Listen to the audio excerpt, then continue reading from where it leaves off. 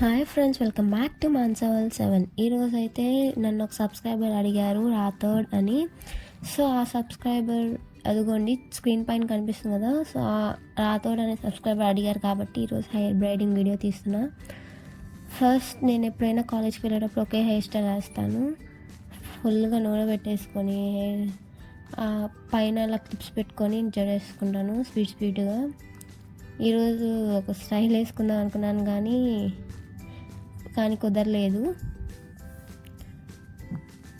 మన హెయిర్ అంతా పట్టాలంటే సరిపోదు కాబట్టి ఆ క్లిప్ పెట్టాను. ఆ క్లిప్ పెట్టినా మన హెయిర్ లూజ్గానే ఉంటుంది ఆయిల్ పెట్టేసరికి. నేను ఎప్పుడు పెద్ద దువ్వెన వాడతా, చిన్న దువ్వెన వాడితే చిక్కు తీయలేము. అందుకని పెద్ద దువ్వెనతోనే తీసుకుంటాను. హెయిర్ ఫాల్ అనేది ఎక్కువ అవుతుందని మా మమ్మీ కూడా పెద్ద దువ్వెనతోనే దువ్వుకోమని చెప్తుంది. కాలేజ్కి అయితే ఈ ఒక్క మోడ్లో వేసుకుంటా. అప్పుడప్పుడు సాటర్డే మాకు సివిల్ డ్రెస్ అనమాట, అప్పుడు మాత్రం డిఫరెంట్ హెయిర్ స్టైల్స్తో వేసుకుంటాను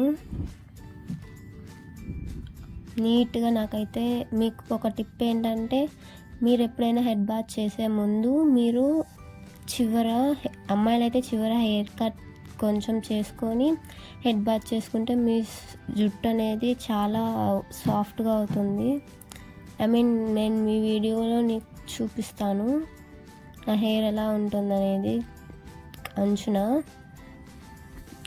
అలాగే అబ్బాయి అయినా పర్లేదు, ఆయిల్ పెట్టుకొని 1.5 అవర్ తర్వాత హెడ్ బాత్ చేసుకుంటే మీ హెయిర్ కూడా సాఫ్ట్గా ఉంటుంది.